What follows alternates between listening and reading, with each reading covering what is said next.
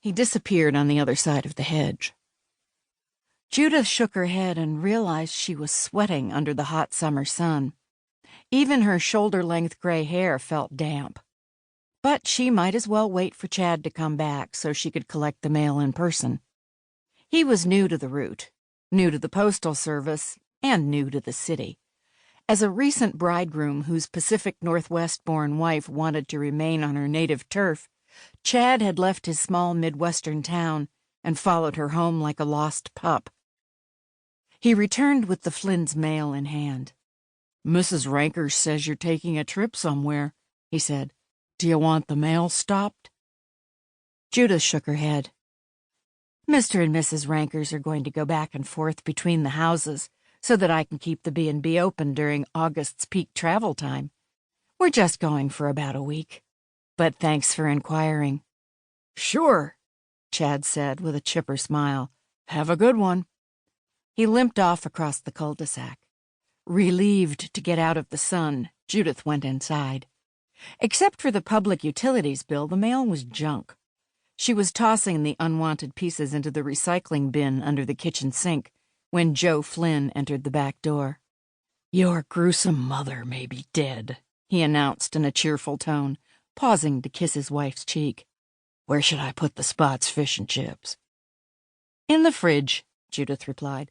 "It's not even 5. "What do you mean about Mother?" Joe's ruddy complexion darkened. "She was letting Sweetums into her hovel when I came out of the garage. She talked to the cat, but not to me. Hey, I'm not complaining, but the old bat must be sick.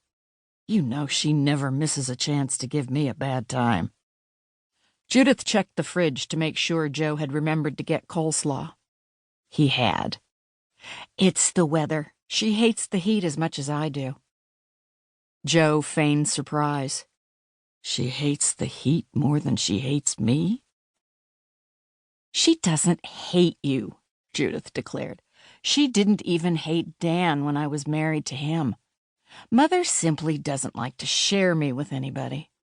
I think that's because my father died so young." Joe looked skeptical. "Are you sure your father didn't run away from home?" "You know he didn't. He was born with an enlarged heart. He knew he'd never reach an old age. He was only in his 40s. What should have been the rest of his life was stolen from him." "By your mother?" Joe retorted. "How old is she now? 110? Judith's usual good nature was ruffled. "Stop. I have to make the appetizers for the guests. Go away and leave me in peace." "I'll make the appetizers," Joe said. "Why don't you build us a couple of scotches and take yours outside? It's cooler under the fruit trees." Judith smiled wanly. "Maybe I will. You do know your way around a kitchen. And around me." "We waited a long time to get to this point," Joe said, putting his arm around her. "Which, unfortunately, reminds me that Herself emailed me this afternoon." Judith went rigid at the mention of the first Mrs. Flynn. What does she want now? Is she tired of being chased by crocodiles in Florida? "I think they're gators up around the Gulf where she's got her condo," Joe said, still holding on to Judith. "Frankly, she sounds bored. I wonder if she's quit drinking." "Ha! Maybe she's bored with the brand she's been buying. Why doesn't she switch? Or has she run out of kept men to make a trip to the liquor store?" Joe finally removed his arm from his wife's waist. "Cut her some slack. Vivian," he went on, using Herself's real name, "is in her 80s. She's not as spry as she used to be.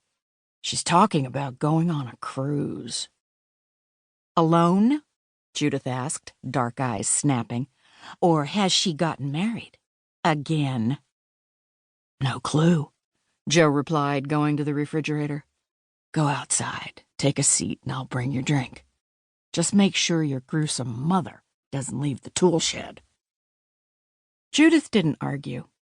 She wasn't really annoyed with Joe. She was just uneasy about leaving Hillside Manor during the height of